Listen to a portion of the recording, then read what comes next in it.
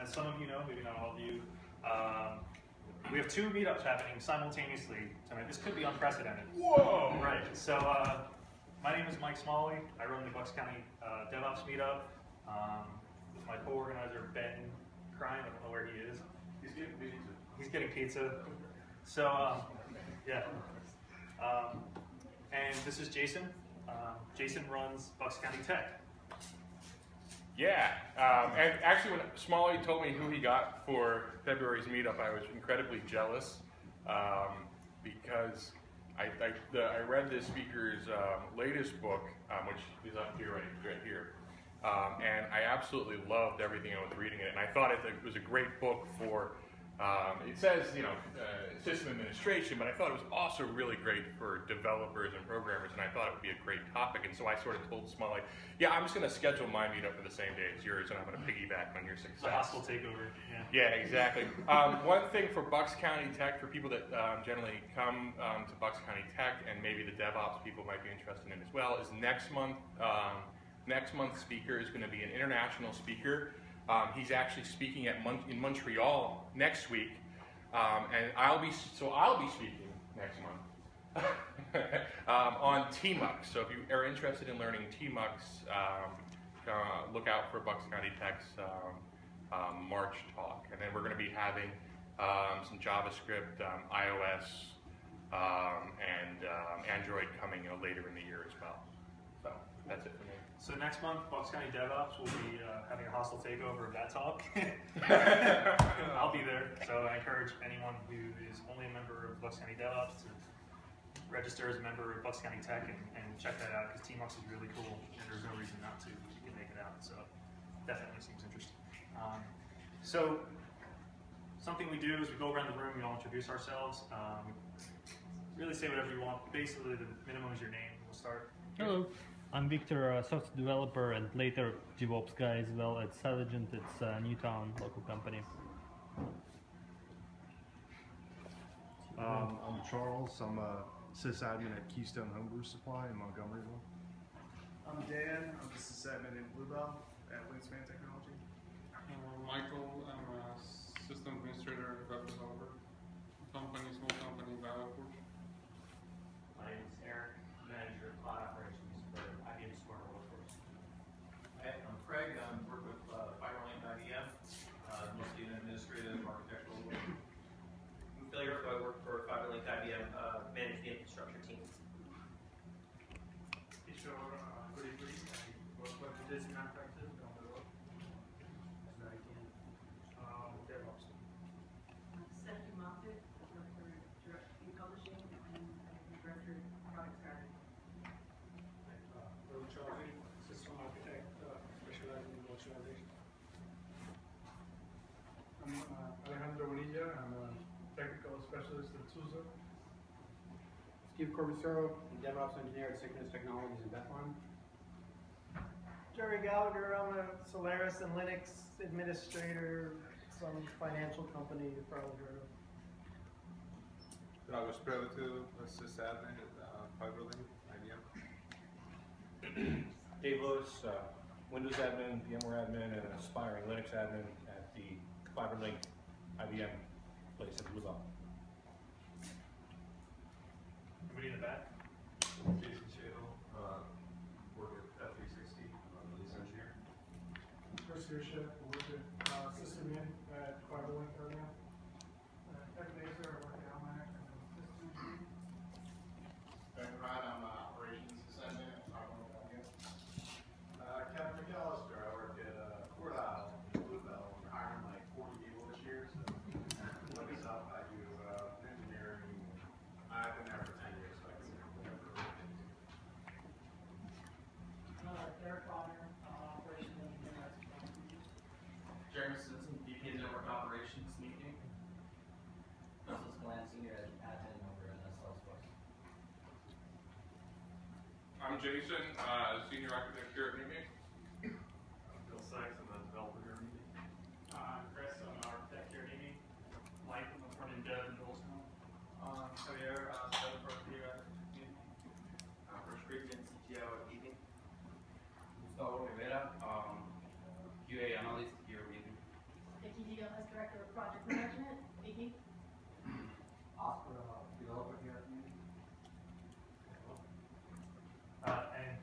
Limoncelli.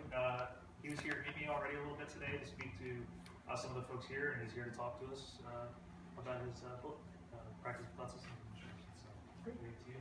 Thanks. Good evening, everybody. So, oh wait, I need to edit out that IBM joke I was going to make.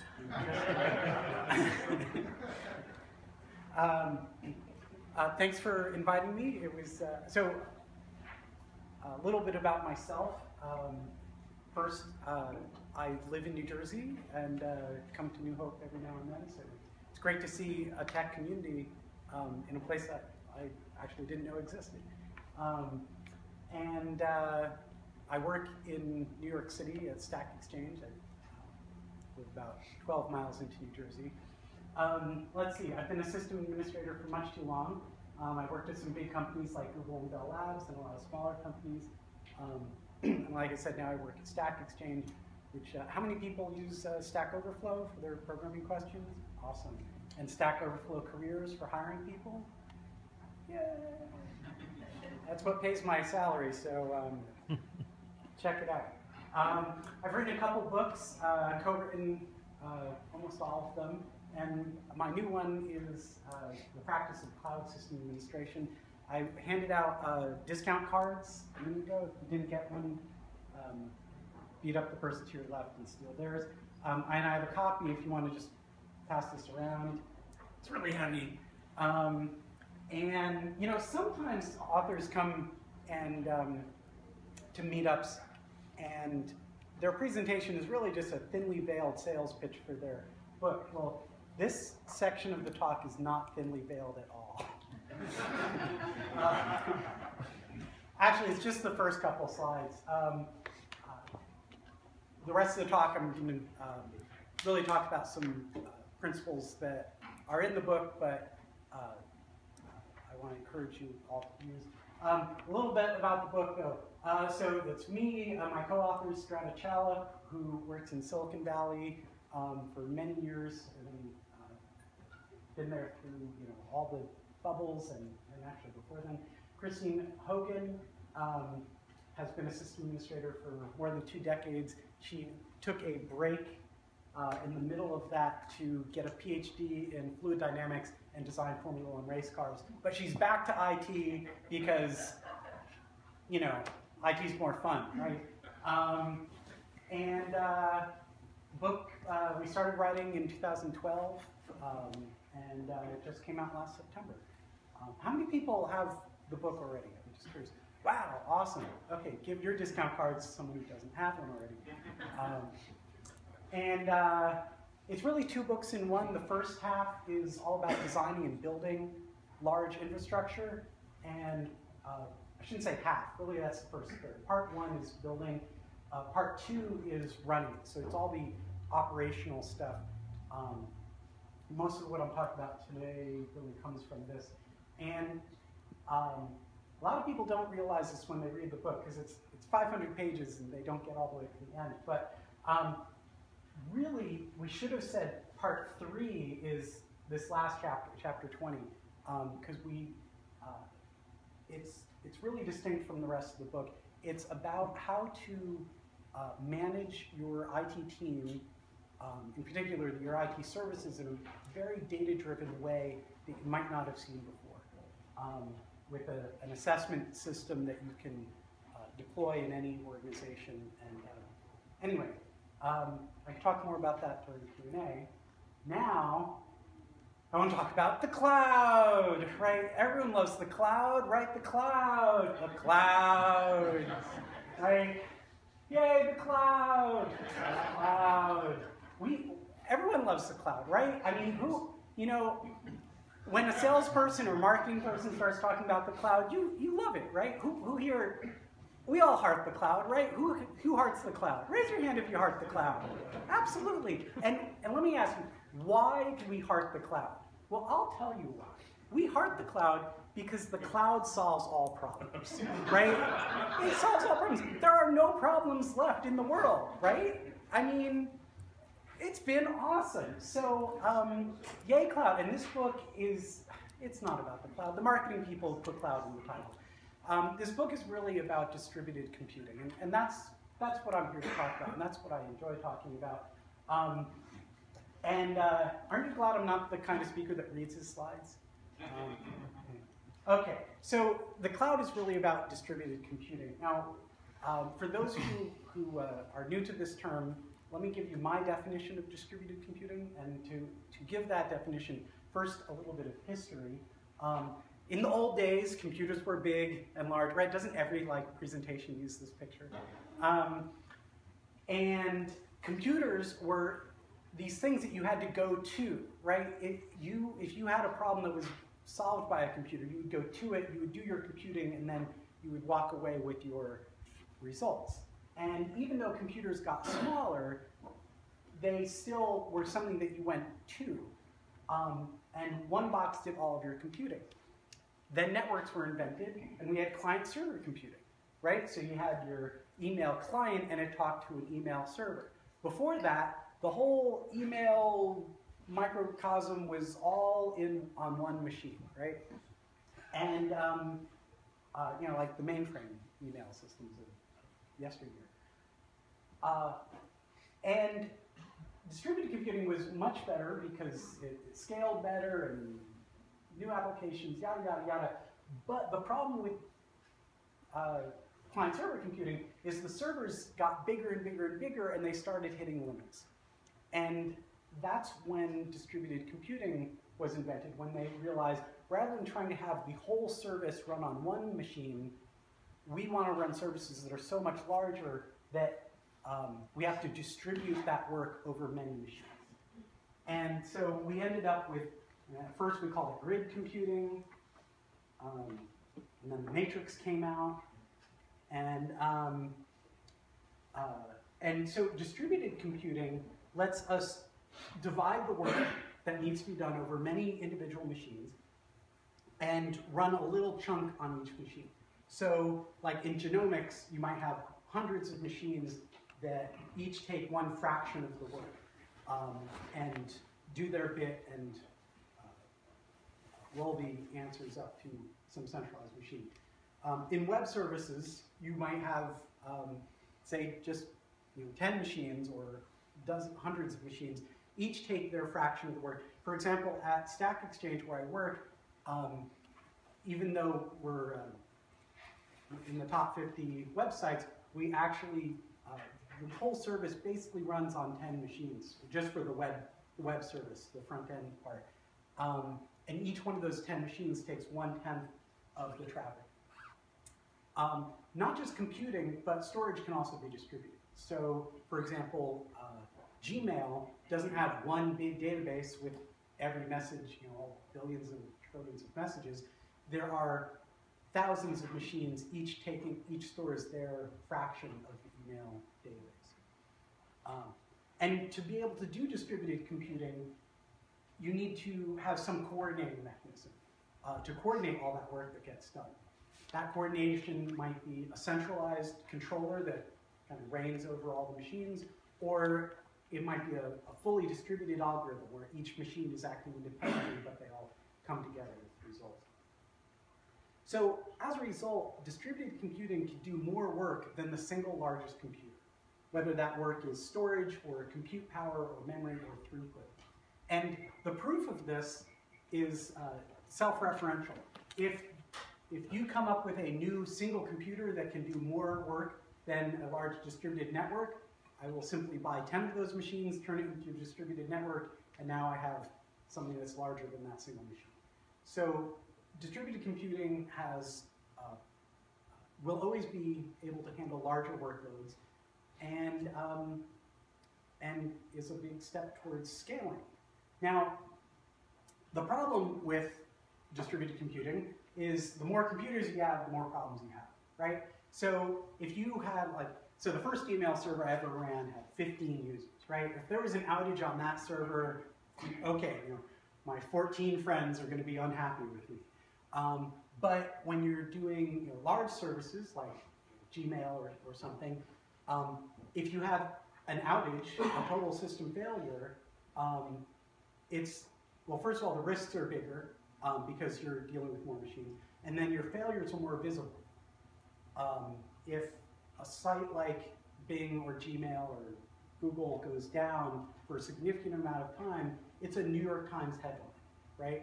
I never got that kind of attention from my 15-person email server. Also, with large numbers of machines, automation becomes mandatory. It's not a would be nice, it's a we couldn't survive as a business without automation. If a procedure requires touching every machine, you can't hire enough people, say at Google or Facebook, to touch every machine in their network, right? You have to automate that. And also cost containment becomes much more important. If you waste $5 by accidentally buying the super cool video card on a server, if you're buying one server, that's $5 or maybe $50. But if you're buying 10,000 machines, wasting $50 on each of those, that's real money. So cost containment becomes critical. As a result, the distributed computing world has come up with a lot of very interesting and innovative solutions around these things. Things related to reducing risk. In fact, they have an entirely different nomenclature for it. They talk about operational safety. Can we safely operate this distributed network? Reliability becomes a competitive factor. Early in the dot-com history, companies discovered that people don't go to websites that are down. And so reliability becomes a differentiator. There's entirely new automation paradigms that you can use in distributed world. And also cost and economics, entire new economic models come into play. You have opportunities for vertical integration that just don't exist in other places. This is why Facebook and Google and other companies design their own hardware, because it's not just that they want to save an extra, $50 by having no video card, and a lot of vendors now won't sell you a machine with no video card. But if you don't need that $5 fancy plastic bezel on the front of the machine, Dell won't not give you that bezel and save you $5. But if you're designing your own hardware, you can eliminate that. You can eliminate every chip on the motherboard that isn't needed. Google designs their own network hardware. Facebook today announced that they also do that. So massive vertical integration. But the most interesting thing to me that comes from the distributed computing world is that they have to have a new way of dealing with failure. In fact, in the distributed computing world, you have to make peace with failure, because failure is always going to happen. Parts are imperfect, networks are imperfect. You need to develop ways to work around these issues. Systems are imperfect. Machines are going to fail. You can't say, Google will be down Saturday from 3 to 4 due to a machine failure, right? Code is imperfect, so you need ways of working around those issues, and people are imperfect, so you need to build systems that are tolerant to human error also. In other words, we need to learn how to fail better. And this is what I'm going to be talking about for the majority of this talk. When I was writing the book, some of the early research we did, we decided to research, what are some pre-distributed computing success stories in building resilient systems? And so many papers referred to the Lucent 5ESS phone switch. Anyone here ever manage a 5ESS phone switch? The closer you get to New Jersey, the more hands get raised. Incredible. These machines often went multiple years with zero downtime. In fact, the 5ESS phone switch essentially ran the 80% of the international phone system in the world and had incredible uptime. And I thought, wow, 3 years with zero downtime. How did they do that? And I researched and I researched and I researched, and I found the two components. A, high quality hardware components and testing. B, if it's scheduled downtime, it didn't count as an outage. Wow.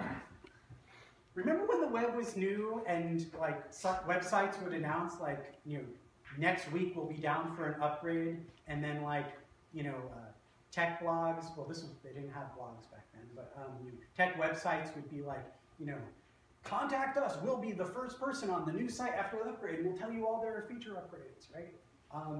You don't do that anymore. You don't have planned downtime on the website. No, in the distributed computing world, what they learned is you can buy the best, most reliable computer, and it's still going to need downtime for software upgrades and hardware maintenance and other things. So I have 3 recommendations on how to fail better. And they are, and this is going to be the remainder of the talk. I'm going to talk about these 3 different pieces of advice I have for learning to fail better. First, I'm going to encourage you to use cheaper, less reliable hardware. I'm going to encourage you to, if a process is risky, do it a lot. And don't punish people for outages. Now, be honest, how many people thought it was like opposite day and I was saying these are the things that people do that make sites less reliable? No, these are the things I want to encourage you all to do, because these 3 things, done right, will make your service more reliable. So let's drill down into them. Part A, use cheaper, less reliable hardware. I'm going to explain this by way of metaphor. I travel a lot, and I often end up renting a car. And how many people here have rented a car, right? So you go to rent it, and they want to sell you 4 different types of insurance.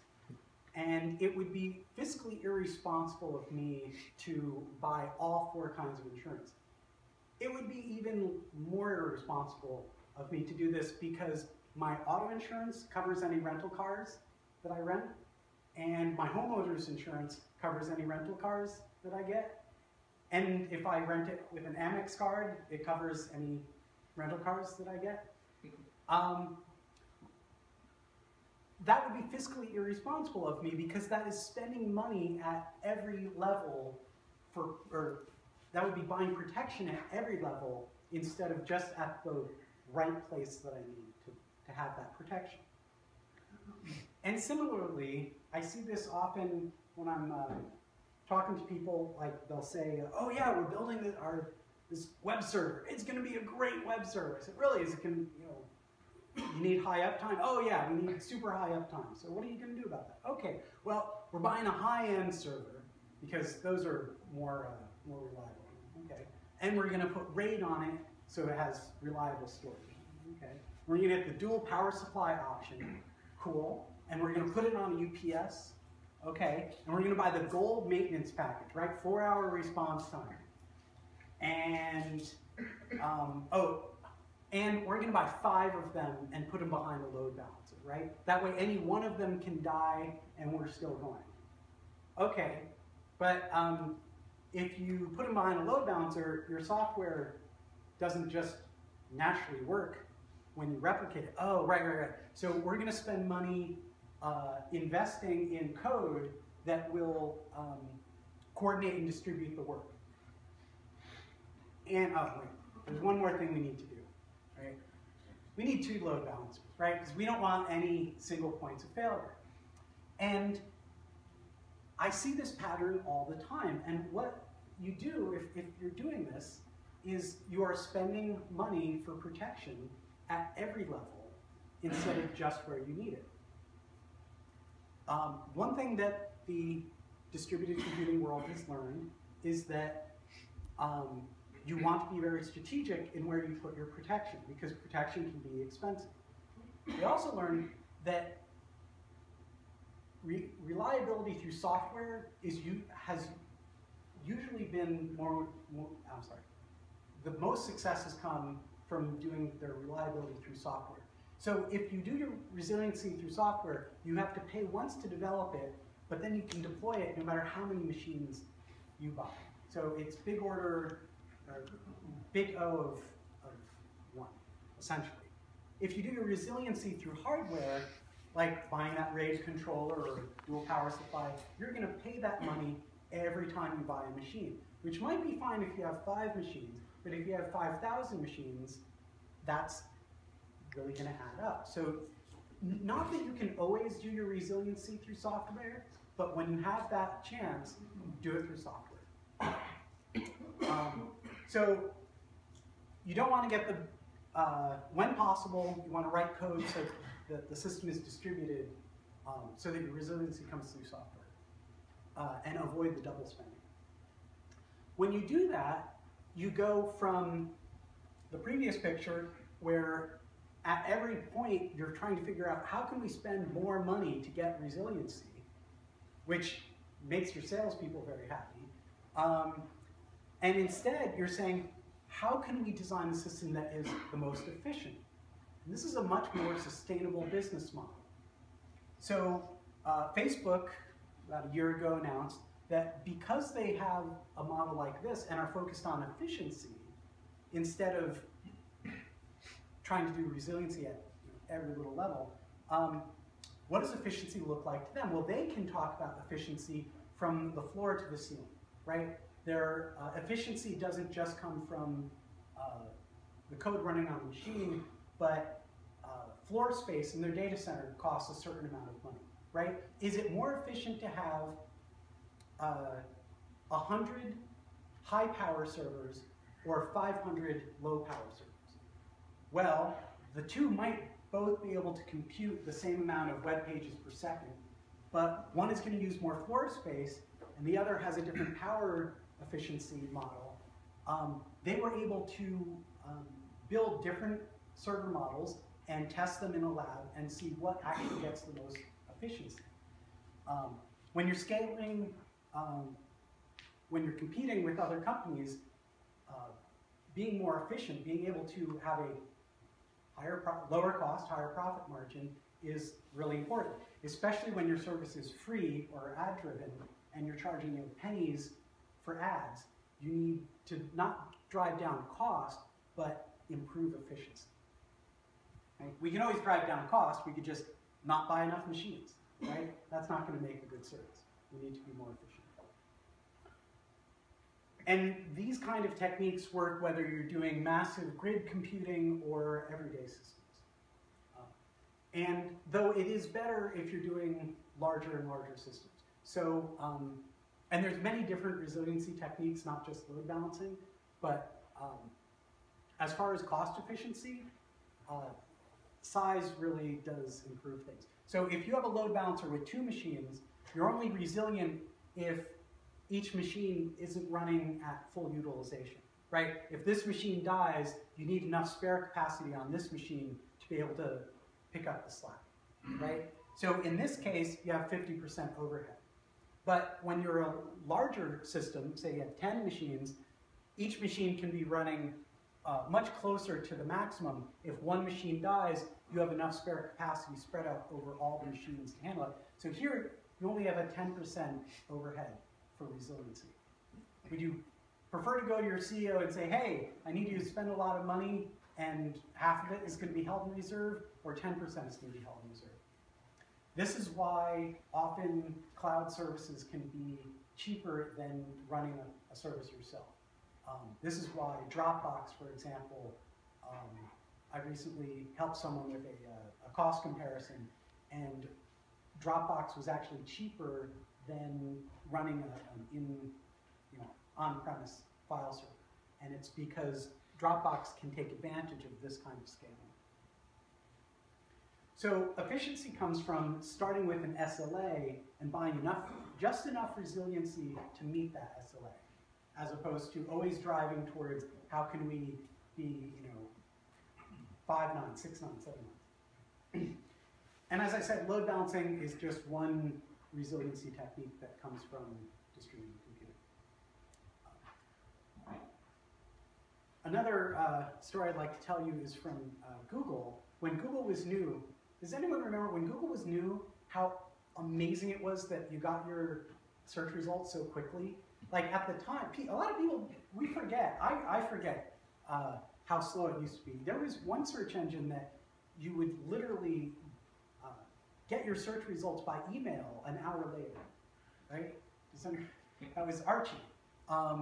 But even the other search engines whose names we probably can't even remember anymore. I mean, they were, 10 seconds to get a search. And Google was like, less than 1/5 of a second. How did they do it? Well, the way they did that is they kept their entire database in RAM, which meant they were buying terabytes of RAM. And in fact, you couldn't put a terabyte of RAM on a machine. You split your database over many, many machines, and they had to have distributed algorithms that would do database queries over many machines, each with a fraction or shard of the database. So, so there they are holding, the index of the internet, and in RAM. They needed to buy RAM very cheap because they were building these. Each search cluster was, or they were building search clusters in data centers all around the world to improve latency. So their purchasing department was calling RAM chip companies, trying to get the best deal they could on RAM, because every dollar they saved was a dollar that's going to help them against their competitor. And one day, well, two things happened. First, their developers realized that even though RAM is pretty darn stable, and even with double parity, you detect errors, if you have enough RAM, you will get errors in the RAM that even double parity doesn't detect. So they were doing their own checksums, and they could detect a certain chip was failing, and they would map that out, and that chip would stop being used, even across reboots. And so they got really good at dealing with crappy RAM. And so then, this is part two, the purchasing department said, wait, we could deal with crappy RAM?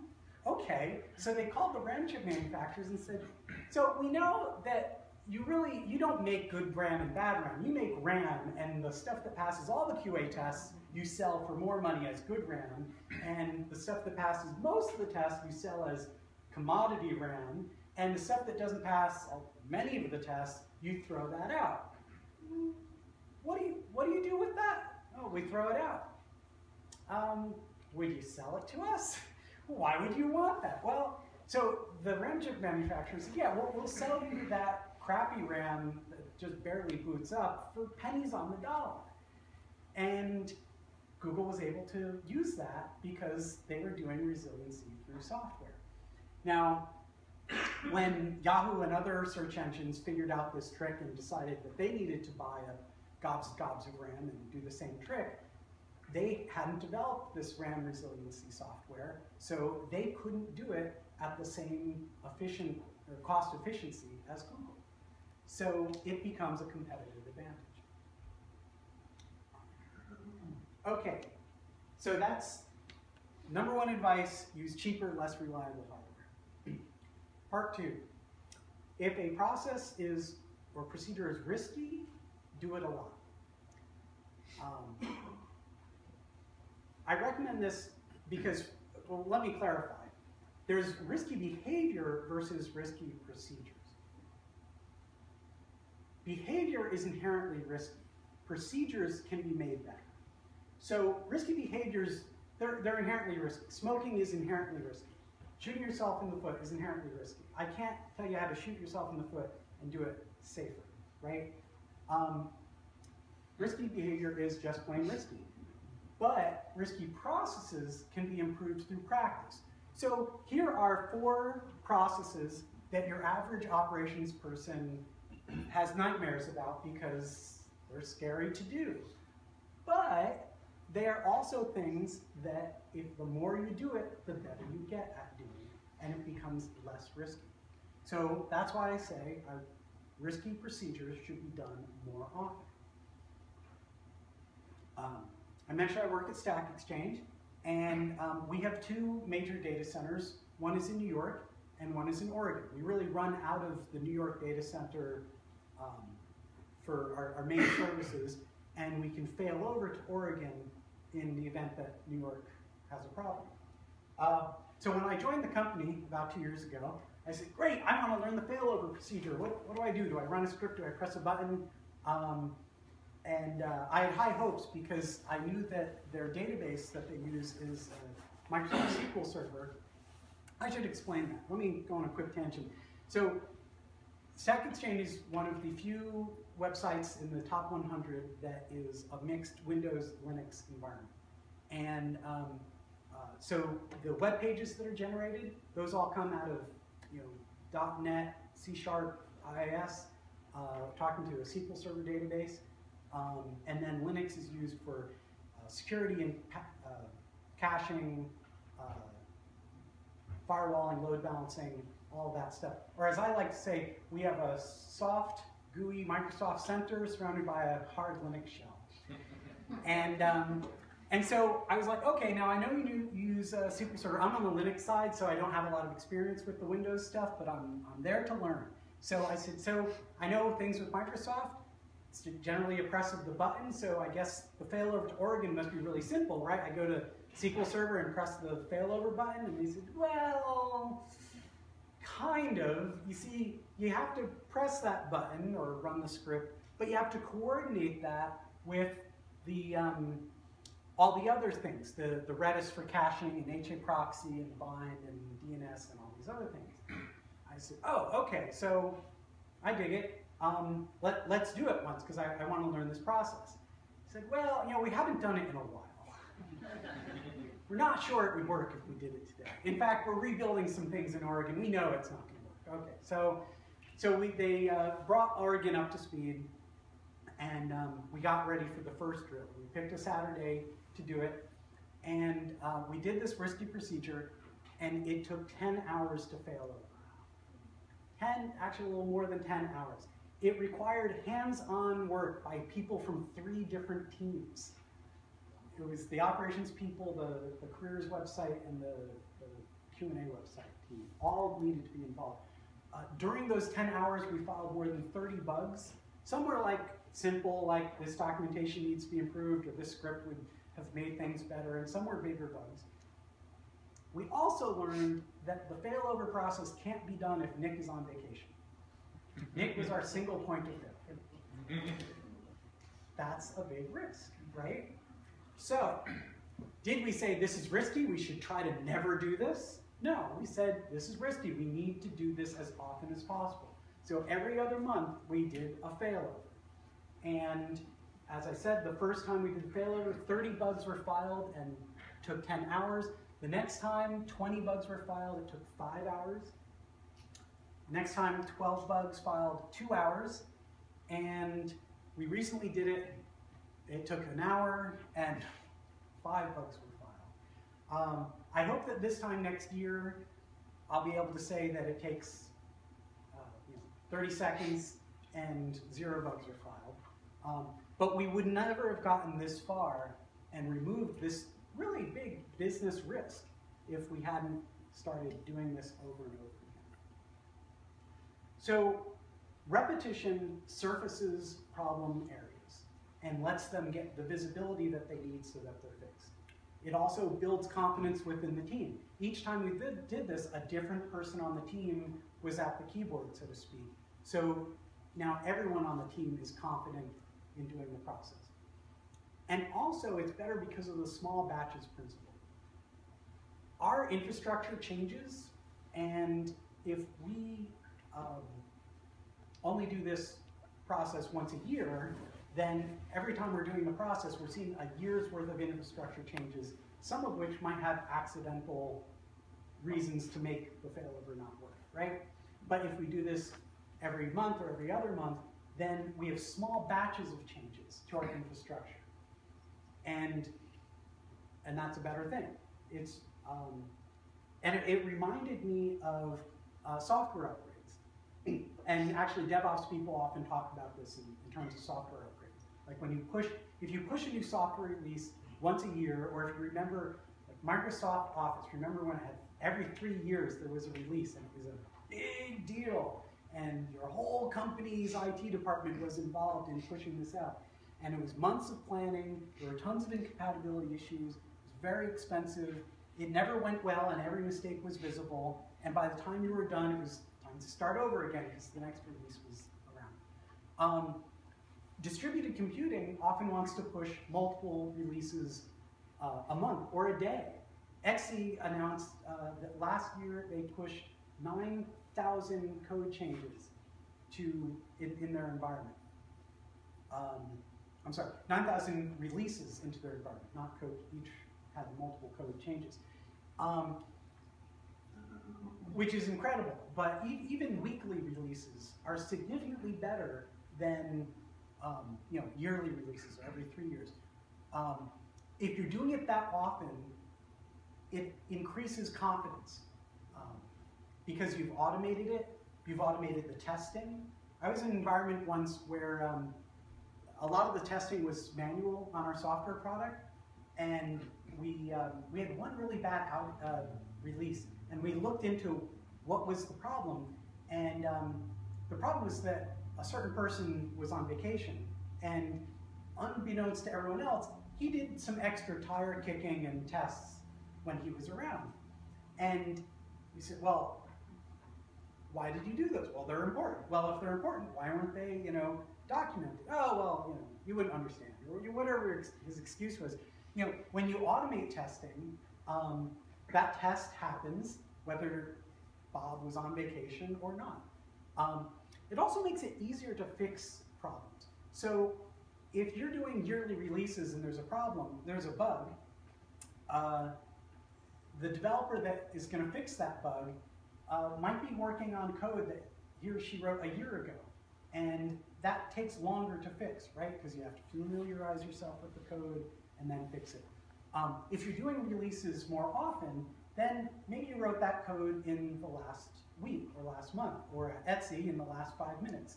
And so that code is really familiar with you. So you actually have faster code fixes on bugs.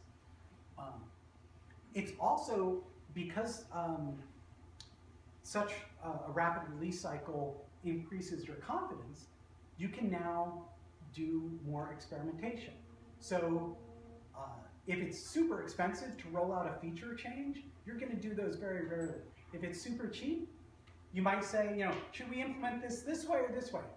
Let's try both, right? Because you're going to do one for a day, another for a day, see how they work. Or try one on odd numbered users and one on even numbered users for a week, see what has the best reaction, and pick that one. So it increases your ability to do cool stuff at your company and release new features faster than your competitors. So big bang releases are inherently risky. And small batches are better. So fewer changes in each batch means if there's a bug, you know where it is. At Etsy, since they do a release for every code change, if there's a bug, you know exactly what code change had the bug, right? Where I work, we might have dozens of changes, so you're narrowing it down from a dozen, which isn't so bad. It reduces lead time, so if you write a feature, it goes into production like that day or that week, which means you get that endorphin rush from that pat on the back from oh, my feature's live. As opposed to, I feel sorry for people who wrote features on Microsoft Office. And it's like, oh, I wrote this awesome feature. And 2 years from now, I'll be able to show my parents and they'll be proud of me, right? That's so sad. I already talked about the environment or the infrastructure changing less. And what impresses me is there's recently been a number of psychology studies that find that people that work in small batch environments are happier in their jobs and more productive. And it's because of this instant gratification factor. Oh, and your product managers are happier also because the features that they want get into production faster. So risk is inversely proportional to how recently the process has been used. Anyone knows that if you back up your data and you've never tested your backups, that's really risky. If you've recently done a restore and it went well, you know that your backups you have confidence in backup. One company that's really good at this kind of thing is Netflix. They have a system called Chaos Monkey. It picks a random machine in their environment and reboots it. And they run this. Now you think, oh, they must run this Saturday morning when not a lot of people are running Netflix. No, they run Chaos Monkey 9 to 5 during the week. Because if there's a problem, they want their developers to be awake and in the office, right? And so development teams in Netflix have to get permission to be on the exceptions list for Chaos Monkey, and then management has certain expectations that they will get off the exception list within a certain amount of time. It keeps Netflix on its toes. It also means they will learn about problems, during the day when everyone's awake, as opposed to 4 in the morning, which sucks. And they built up their whole simian army. They have Chaos Monkey reboots hosts. Chaos Kong simulates entire data centers going down. They don't run that all the time. And Latency Monkey adds random delays into their network. Because we all know that network protocols often fail when stressed. So if Game of Thrones, the new episode, or what's the big Netflix thing? House of Cards. House of Cards. The new House of Cards episodes comes out, and the network is stressed and has different delay principles because during tests it wasn't stressed that much. They want that kind of stress to happen all the time, rather than just when the new episode of House of Cards comes out. So some very smart people at Chaos Monkey. So hopefully now, have I convinced you now that if a process or procedure is risky, you should do it a lot? Cool. And part 3, don't punish people for outages. There's always going to be outages. There's always going to be outages. We talked about this before. We said we have to make peace with failure because at every layer of our system, things are imperfect. In fact, I'd go as far as to say that getting angry about outages is equivalent to expecting them to never happen, which is irrational, right?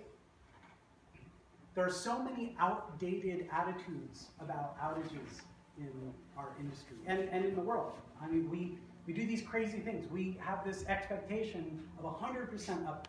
Ask any, especially non-technical manager, what SLA would you like for this? Well, I'd like it to be up 100% of the time. That's not possible. So instead, because we believe that, people that believe that that is possible, then punish employees when there is a deviation from that 100%, right? Because they have to fire someone to prove we're serious. And as a result, if your company, if your employees are working under the threat of being fired if there's a problem, then that's going to drive certain behaviors. People are going to start hiding problems. People are going to stop communicating. It discourages transparency. And small problems are going to get ignored because no one wants to talk about them. And they're going to grow and grow and grow, and they're going to become big problems. It's a lot easier to fix a problem when it's small than when it's big. So the manager that fires someone to prove how serious they are has created an environment that has all the behaviors that reduce resilience, reduce uptime, right? So good intentions, kind of, but the real result will be less downtime. In the first draft of the book, I had this paragraph that said something like, business schools used to teach that every time there's a problem, you should fire someone, the responsible person, and eventually you'll have a company that only employs perfect people. And one of my coworkers made me delete it. She's like, no one actually believes that. And I said, but that's how they act. And so she convinced me to delete that paragraph.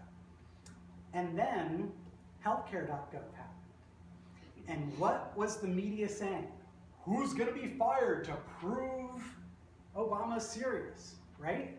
So this is an attitude that is commonplace and perpetuated by the media. If you've seen any of the talks given by Mikey Dixon, he's the guy who took a sabbatical from Google to join the healthcare.gov effort and kind of saved the whole project. He's given talks at a number of companies, a number of conferences, and one point he makes is at his first meeting with all the 37 different companies that were contractors that were all involved with the project, the first thing he said is, nobody here is going to be fired. The people in this room are the people that have the insight and experience and knowledge that is going to let us fix this problem, right? Because he has the modern attitude about outages. He understands how things really work. So the new thinking on outages is you can't expect 100% uptime. You have to set a goal like 99.9% uptime plus or minus 0.5%. That's a very reasonable SLA for a website. And we have to anticipate outages. If we're going to anticipate outages, we're going to think strategically about resiliency techniques. We're going to have an on-call rotation. We're going to do drills to keep in practice for how we handle negative situations. And as a result, that drives behaviors that are the opposite of what we talked about before. Behaviors that encourage transparency and communication. Small problems get addressed so they don't turn into big problems. And as a result, these are the behaviors that improve uptime. Another thing that we do is we don't look for a root cause, we look for contributing factors. John Oswald, who works at SC, has written a lot about root cause analysis. Actually, he advocates not using the term root cause. He says when you're writing your postmortem, after every outage you should have a postmortem. And that postmortem should not be looking for the root cause, because there's no one single thing that causes an outage. And he proves it very eloquently. He says, think about the opposite. If something's a success, was there one thing that made it a success? No, there's lots of contributing factors. And a successful event is just another event, just like an outage event. If your sales doubled last year, was it just because one thing happened? No. You got a new vice president of sales. You released a new product that's more popular. Your competition made a mistake. Your sales force doubled in size, et cetera, et cetera. All these things contributed to a success, and failure is the same way. An outage didn't happen because Tom typed the wrong command. Tom typed the wrong command. The code didn't do error checking that would have caught that mistake. The infrastructure is not resilient in a way that would have been resilient to those kind of mistakes. The documentation Tom followed had a bug, had a typo. There's a bug in the bug system that says that documentation needs to be fixed, but no one's addressed that bug for 6 months because we have a resource issue, right? Tons of different contributing factors. So after every outage, we want to write a postmortem. Postmortem document is how we focus and understand what happened and educate not only ourselves, but the entire company. So, and postmortem should be blameless. It's not about finding, who's at fault. It's about identifying these issues so that they can be prevented in the future. So instead of blame, we take responsibility, or as I like to say, in some companies, postmortems are an exercise in blame and shame. If you make a blameless postmortem, it's just about the shame. No. It's about the responsibility. It's about taking responsibility. At Google, if you write a postmortem, you are taking responsibility, and if there's any punishment, your punishment is that you end up writing a PowerPoint presentation about how to prevent this problem globally, and you give that presentation to many different teams around the company. So your outage becomes an educational point that improves the collective knowledge of the whole company. Right? That's a modern attitude towards outage. It's a learning opportunity. So here's a postmortem I did at Stack Exchange last August. We had a 7-minute outage. We have a template. You have a template. So one of the things you can do as an engineering manager is make a darn good template for postmortems. It makes it so much easier to do them every time there's an outage. So we have a summary statement and a little chart. The background information section basically explains enough terminology and background so that your average non-technical person will understand the postmortem. The next part is the timeline. So minute by minute, what happened? At 1901, a change was pushed to Git. 20 minutes later, Puppet ran, pushed the change out to the load balancers. At 27 after, we got paged saying that the site was down. Our boss, David, appeared in the chat room and said, who broke everything? A couple minutes later, the change was reverted. Puppet pushed it out. At 32 minutes after, the site was back up. The last 4 sections are what went right, what went wrong, what do we have to do to fix this in the future, like what are the immediate things we need to do, what are the long-term things we need to do. And this is where the learning happens. These postmortems at Stack Exchange get emailed out to the entire company. Sales, marketing, engineering, everybody. And as a result, actually as a result of this postmortem, I got this email. She did a reply all, so the whole company saw it. I don't know about anybody else, but I really like getting these postmortem reports. Not only is it nice to know what happened, but it's also great to see how you guys handled it in the moment and how you plan to prevent these events going forward. Really neato, thanks for the great work.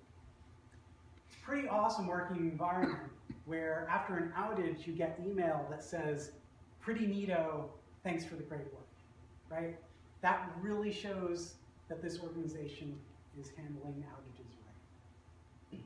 So, part 3, don't punish people for outages. Outages are learning experiences. So, some take-homes. Cloud computing, it's really distributed computing. The marketing people can call it cloud computing, but we technical people know it's really about distributed computing.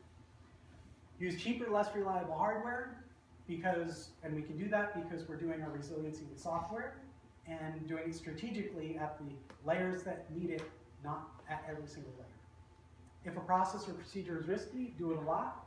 The scientific term for improvement through repetition is practice makes perfect. And that also works because of the small batches principle. And lastly, don't punish people for outages. We focus on accountability and taking responsibility and educating the organization. So I hope I've convinced you all about these 3 things, but I'm sure that some of you aren't yet convinced. So I just want to say one more thing. These ideas are not super radical, as the title of this talk implies.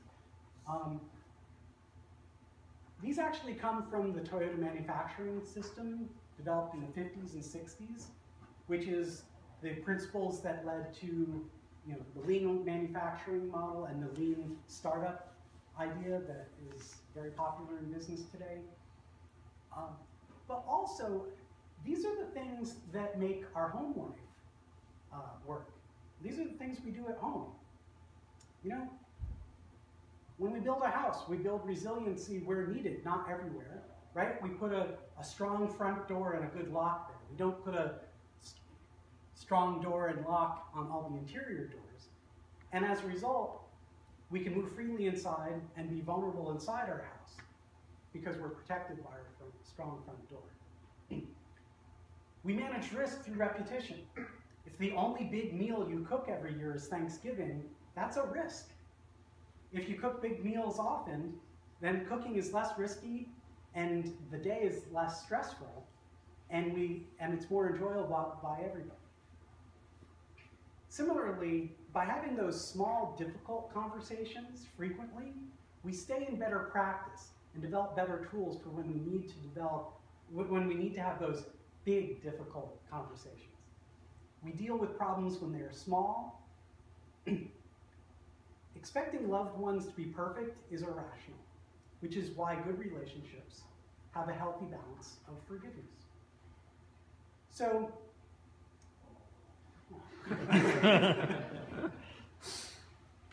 So maybe these aren't radical ideas at all. Maybe these are very reasonable ideas, and I hope you adopt them in your IT organizations. Thank you very much.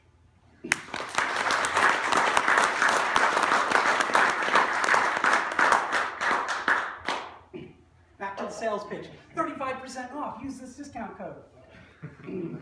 So, questions, comments, feedback? Yes? Or in Salesforce, we do not push code every 5 minutes.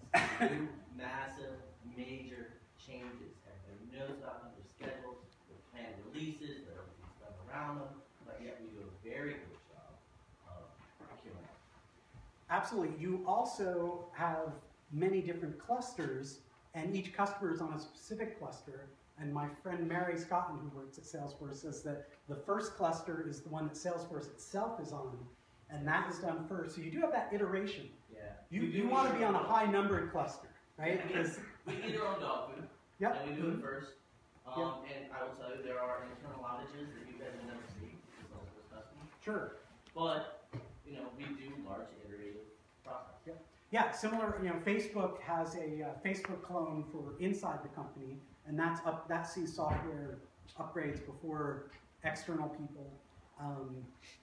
Stack Exchange also has similar. We have our meta sites, which are for talking about the question and answer sites. Those get us the software updates first.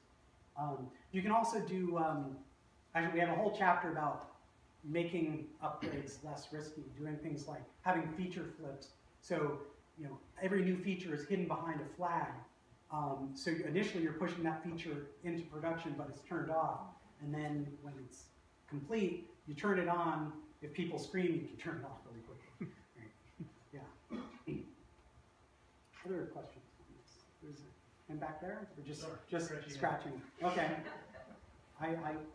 Yes? The cloud computing equals distributed computing, you know, I really don't agree with it. I guess it's mostly what really makes sense, right?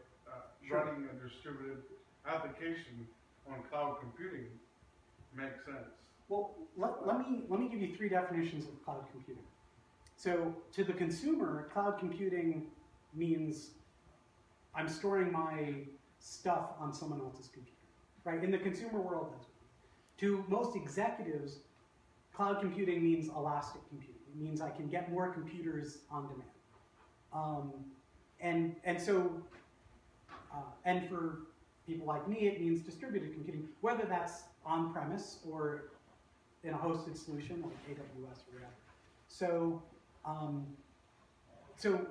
I guess my real problem with the term cloud computing is that it means different things to different people, and so I'm trying to be very specific by saying distributed computing. And there was a hand over here, yes? It's a good way to start moving in that direction if you have a company that's really based on stability and very conservative about change. How do you get them to espouse the ideas of moving in a very quick changing direction? So there's 2 places you can start. You can start grassroots and up, or executive level and down. The more conservative, when you say conservative, I'm assuming that you mean it's more of a command and control kind of top-down hierarchy. So you're going to need to convince the people at the top. In that case, you need to sell them on the business value, that these are the things that improve uptime. If you can take recent outages and point to contributing factors that were like, well, that could have been fixed when it was a smaller problem, but we don't talk about that kind of thing because everyone's terrified of getting fired, that might begin to help them. There's also, so Gene Kim has a book called The Phoenix Project, which is very non-technical and very friendly to executives. Very soon, like this fall, he's going to have a book called the DevOps Handbook, or it might be called the DevOps Cookbook. He's still deciding. And I've seen drafts, and it gives well, they probably wouldn't want to read the whole thing, but there's a section on outages which gives very business-friendly statistics and quote studies and stuff.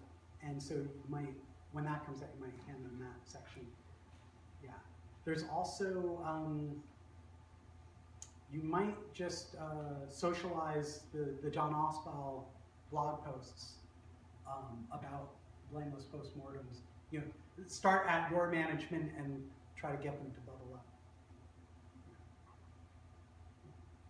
Other questions? Yes. Oh, so I work in the finance industry, and that, you know, getting people used to outages just wouldn't be acceptable to our traders on the floor. So. Sure.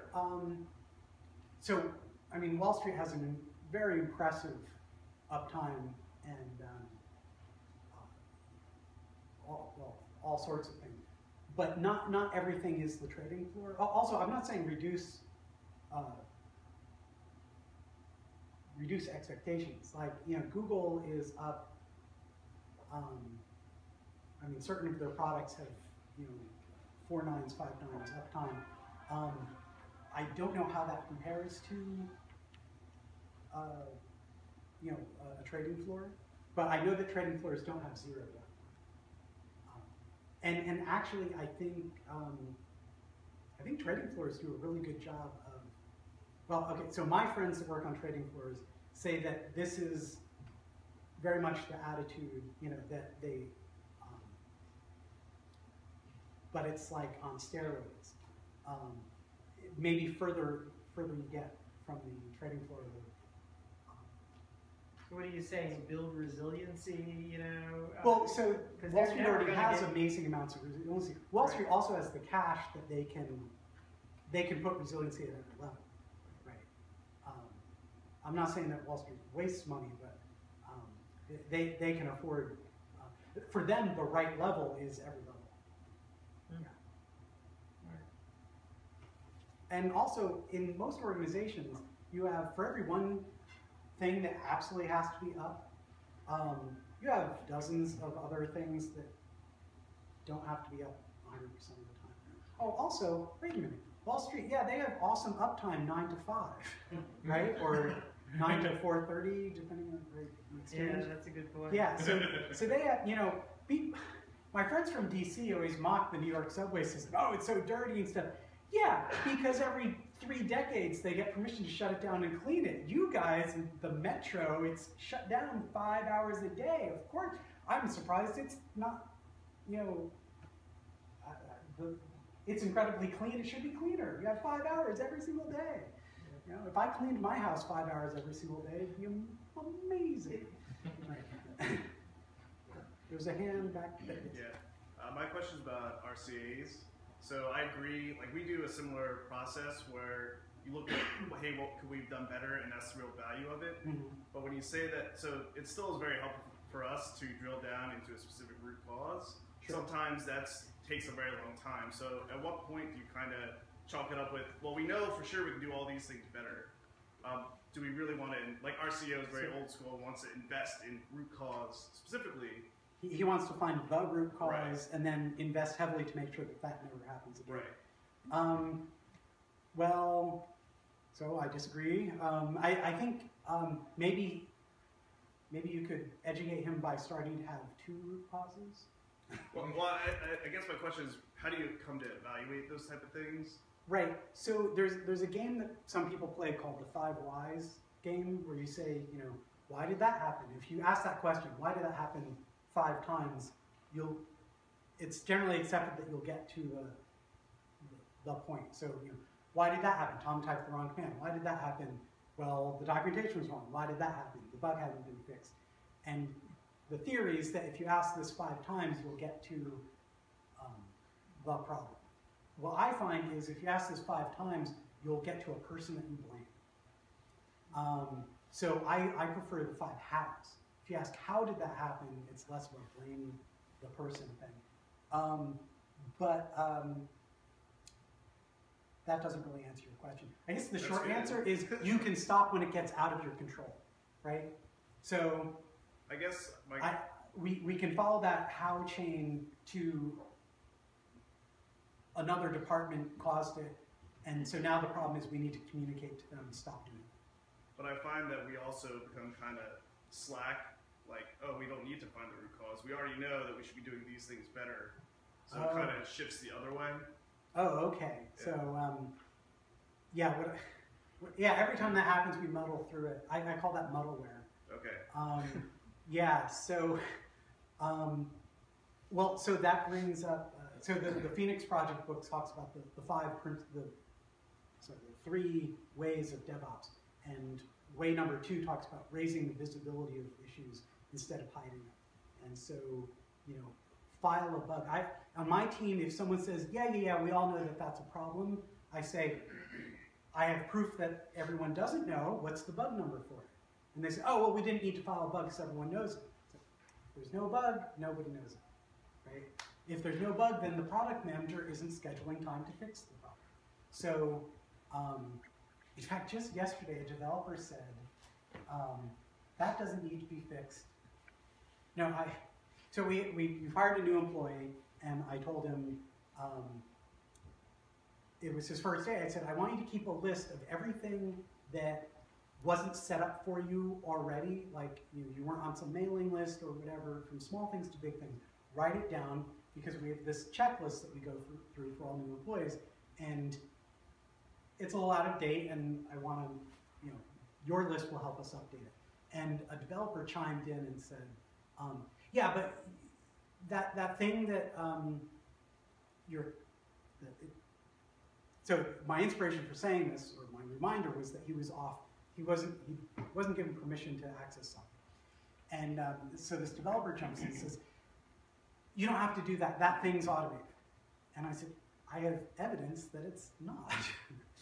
And he said, no, it'll be automated by the next person that's hired. I said, so I want you to keep the list, not because you're perfect. I said, yes, I know that you, Mr. Developer, are perfect. This list is for all the things around you. Yeah, so you have to raise visibility of things. Another good way of raising visibility is have developers take like 1 day a month carrying the pager, right? Bugs get fixed so much faster when it affects the developer. Other questions? Yes? I just want to say about root cause analysis. I mean, the root cause, so, well, the disk controller failed, which had a site outage. Well, is it the disk controller failing is your root cause, or is it the fact that you weren't resilient enough to stand up when there's a disk controller? Or, hey, the disk controller was really fine. It was actually this chip on the controller. Right. I wouldn't go down to the chip layer. Right. Yeah, so once I say it's the disk controller, then that's the fault of a different division, the people that made it. I'd go up the stack to, we should have had redundant databases, or, the software should have, started ignoring the failing machine, etc. Yeah. Good point. Yes? I'm going to steal a question from my coworker in the front row. In Appendix B, I think in your book you do a great job of elaborating on the history of distributed computing and how it came to this point. Yes. And I'm curious if you could read the tea leaves of the cloud. What do you see as the future of computing as we know it, or even distributed computing? Do you want the optimistic version or the pessimistic version? I like both. Well, okay, I don't know if these are optimistic or pessimistic. So Appendix B is a very biased history of the technology that's driven the web from the 80s, before the web existed, through now. And it notices certain economic trends and technology trends and other things. So what the future holds, and don't quote me on this, edit this out of the video. Other questions or predictions? I can also make predictions about sports and other things that I don't know anything about. Yes? You had mentioned that you had database failover. I think you said it's 10 hours, Yes. Is that right? 10 hours? Well, that was the whole service, all of Stack Overflow, careers.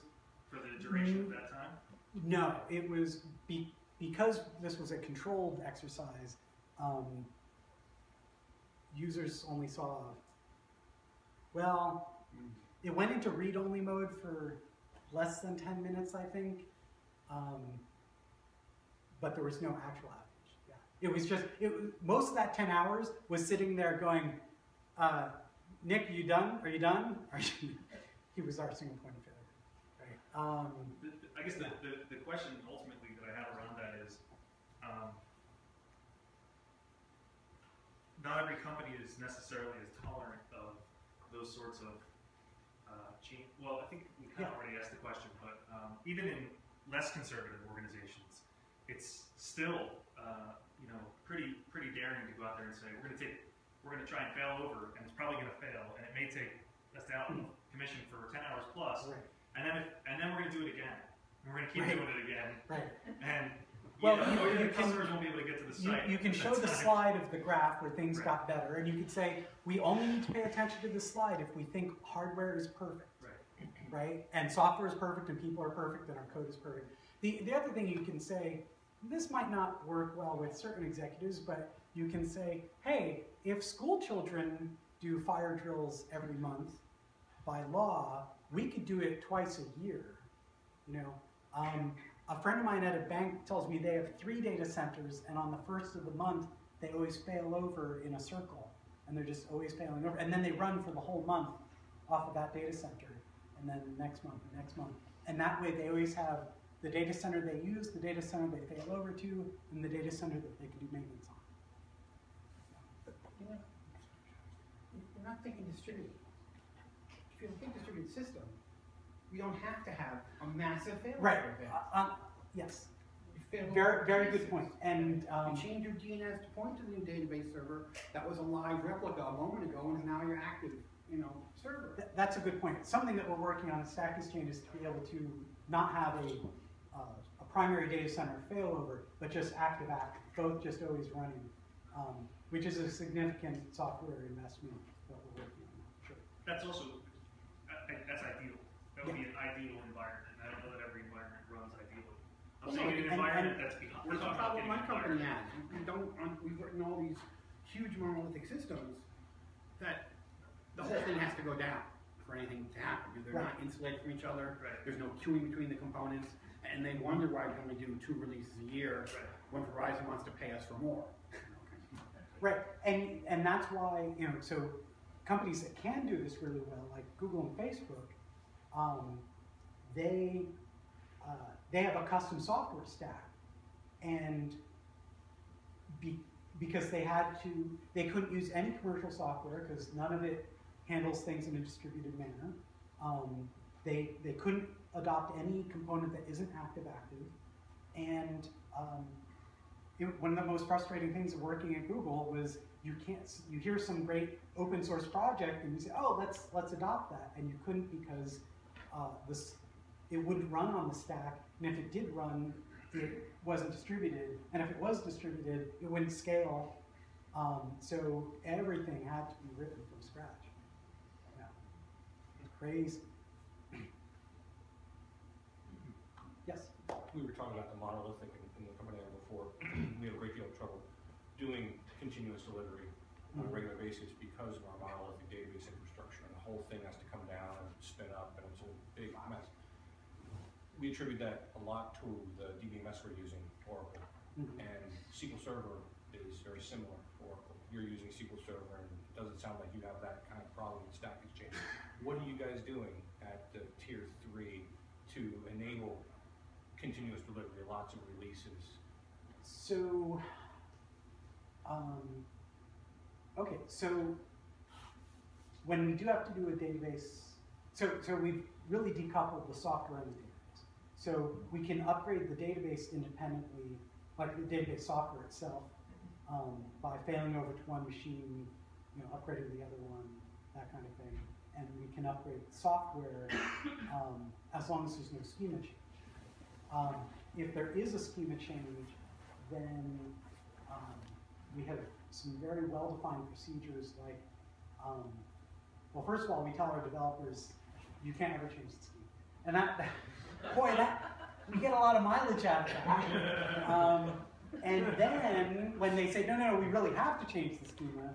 So one of our lead developers controls the schema, and he's half on the ops side, half on the dev side. So changes have to go through him. So they don't make changes willy-nilly. When they do, if it's adding a field, you can generally add a field live because you can change the schema, and then your old code just keeps working ignorant of this new field, and then the next release uses if you have to change a field, like if you have one field for combined first name and last name, and you want to split it into a first name field and a last name field,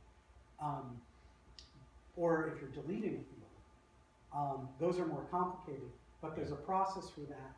I call it the McHenry technique, so I learned it from Scott McHenry, Steve McHenry, one of my first bosses in the field, and that's in the book. And it's essentially, you do kind of, so I wrote it down because I can't say it from memory. But essentially, you do,